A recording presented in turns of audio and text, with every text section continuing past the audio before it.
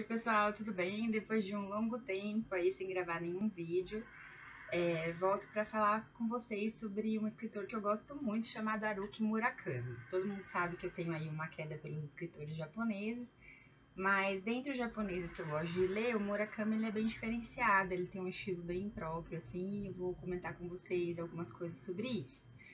Eu vou falar particularmente desse livro aqui, que é o do que eu falo quando eu falo de corrida, tá? Já explico por quê.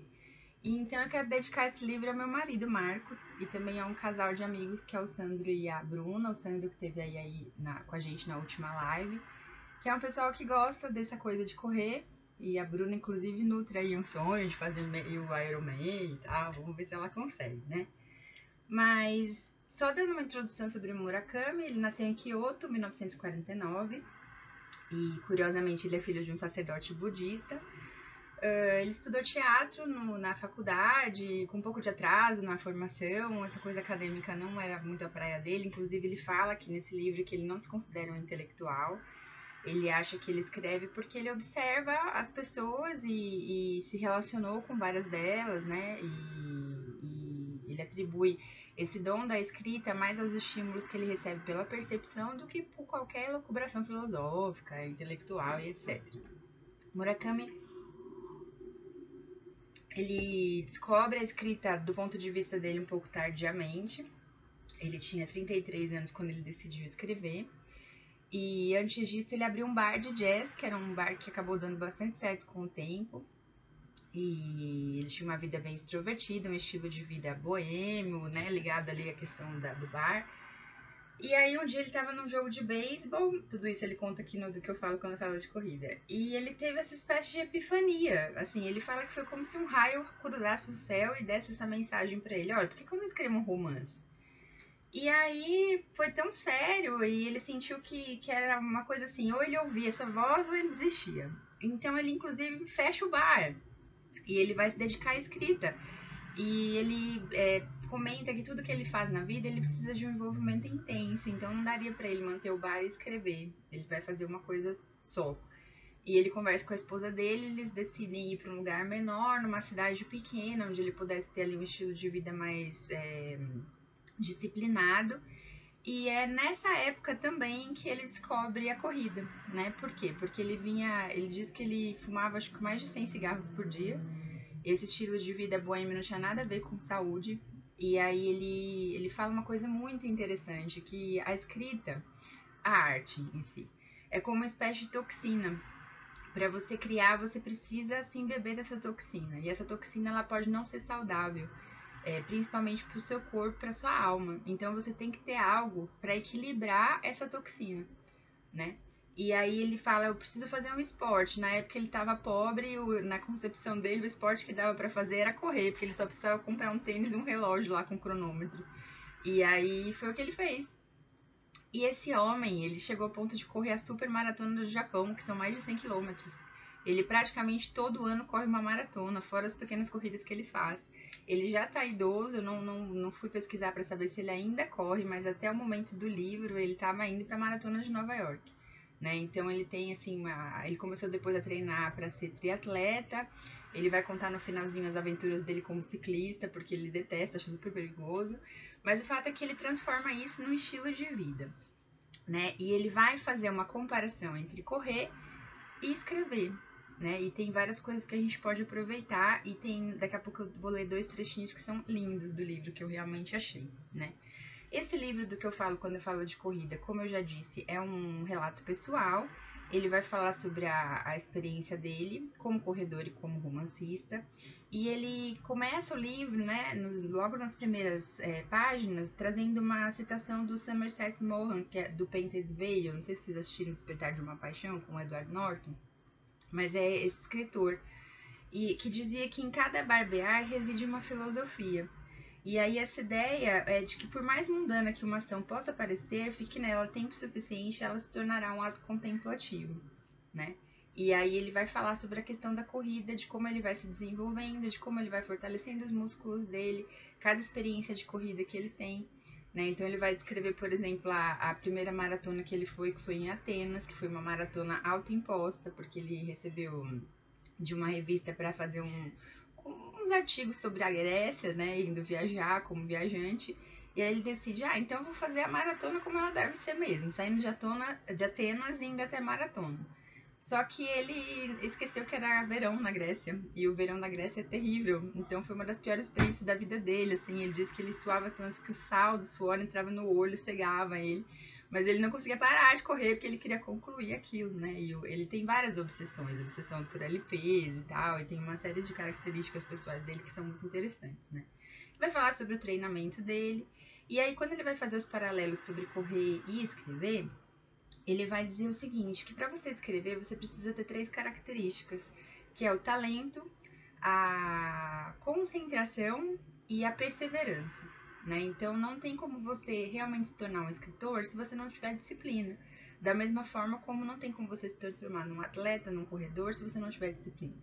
Né? Então, óbvio, você não pode se tornar um corredor se você não tiver um corpo que minimamente favoreça esse tipo de mobilidade. Da mesma forma, você não pode se tornar um escritor se você não tiver ali um chamado das letras, né? Um talento para escrita.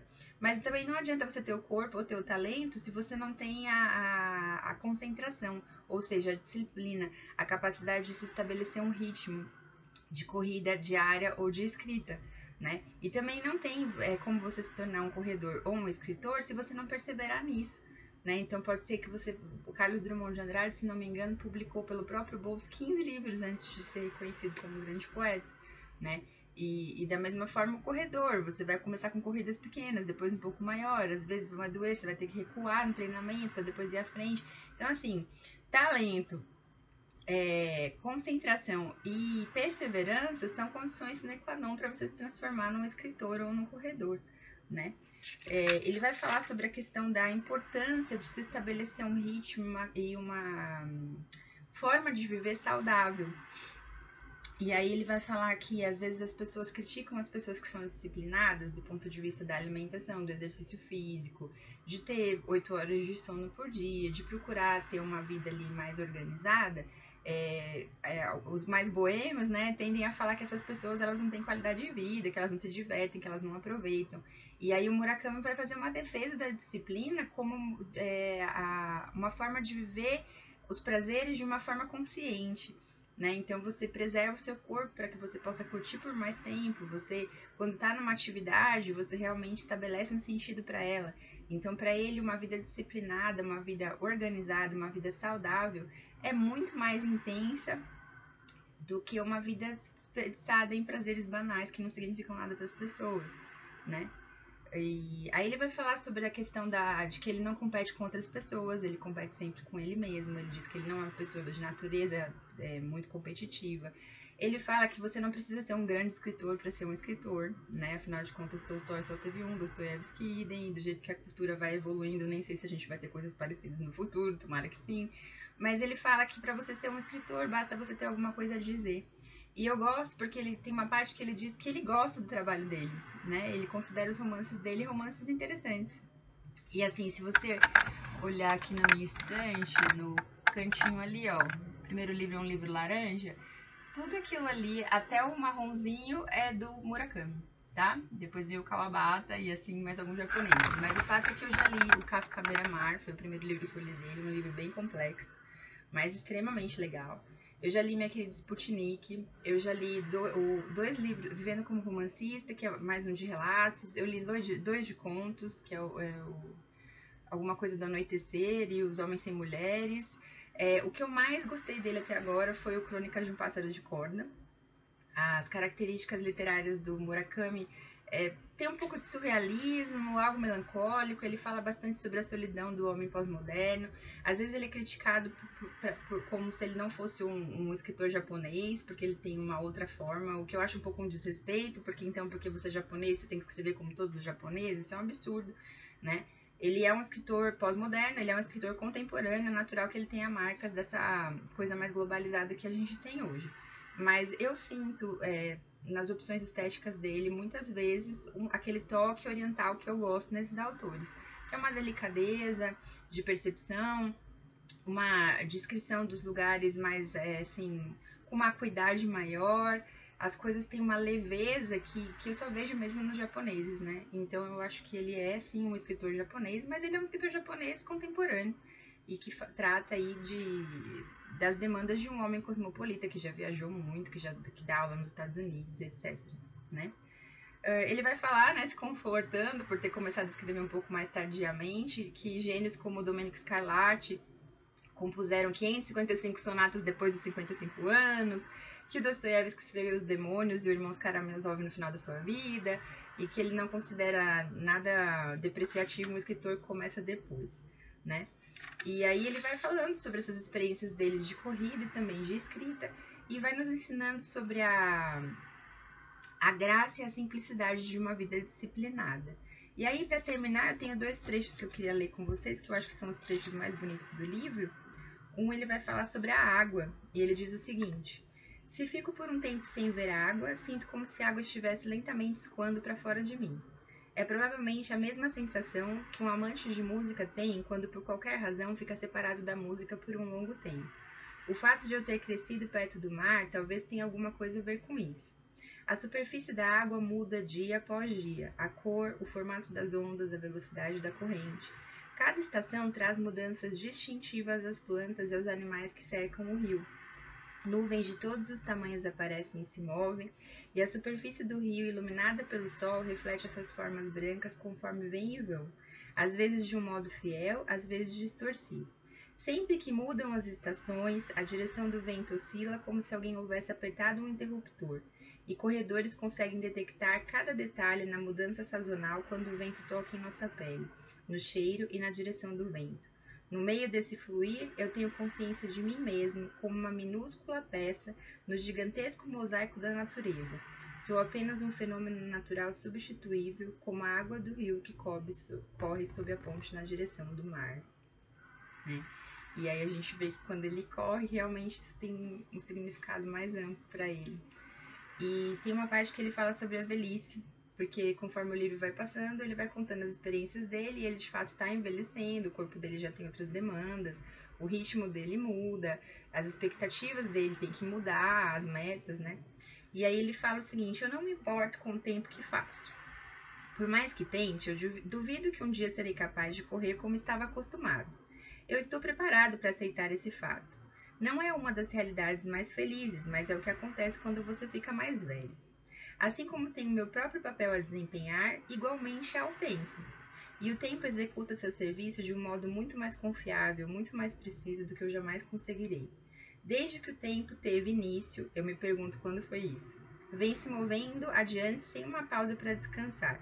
E um dos privilégios concedidos àqueles que evitaram morrer jovens é o direito abençoado de ficarem velhos.